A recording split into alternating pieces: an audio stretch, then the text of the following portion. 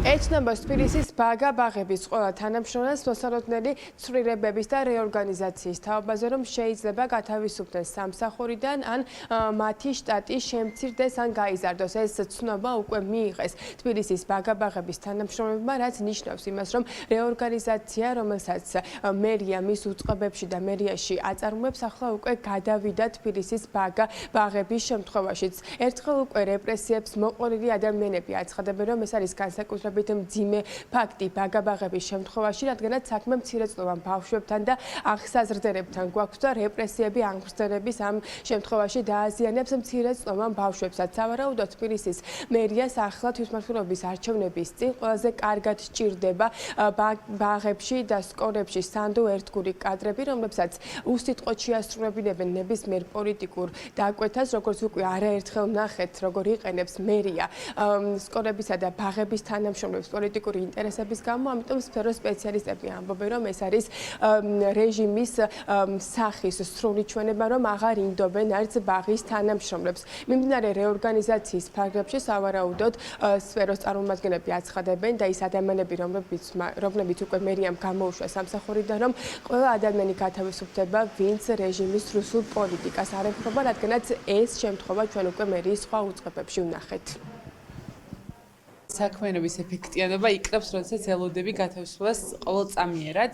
ჩვენ შემთხვევაში ასე იყო, რომ არ ვიცოდით რომელი იყო ბოლო სამუშაო დღე და ყოველდღურად როდესაც მივდიოდით სამსახურში, გვეგონა რომ ეს იყო ბოლო დღე. ბაღის თანამშრომლობის შემთხვევაში ეს ძალიან ცუდად აისახება აღსაზრდელებზეც, ხო არ შეიძლება ბაღის თანამშრომელს ესეთ ემოციურ მდგომარეობაში უწევდეს მუშაობა. დანაც სწორი არის, რომ ბაღის თანამშრომლებმა გამოიარონ ის ემოციური კრიზისი და მდგომარეობა, რაც ჩვენ მერის თანამშრომლებმა უკვე გავიარეთ. განსაკუთრებით მტკივნეული არის ეს, რა თქმა უნდა, ბაგა-ბაღებში, რადგან თბილისის ბაგა-ბაღებში ყოველთვის იყო პრობლემა კადრების ნაკლებობაზე, ყოველთვის იყო პრობლემა სივრცის ნაკლებობაზე, ყოველთვის იყო პრობლემა ბავშვების მიმართვიანობის რაოდენობაზე. ყველაზე მოწყვლად ფენას და ყველაზე მოწყვლად ჯგუფს ჩვენი სოციუმის, ვისთვისაც ქმნით გარემოს და კონვენციებზე გვაქვს ხელი მოწერილი და საერთაშორისო ხელშეკრულებებს ვართ შეერთებული, რომ ბავშვების საუკეთესო ინტერესები იქნეს გათვალისწინებული და დაცული მთელს ქვეყანაში,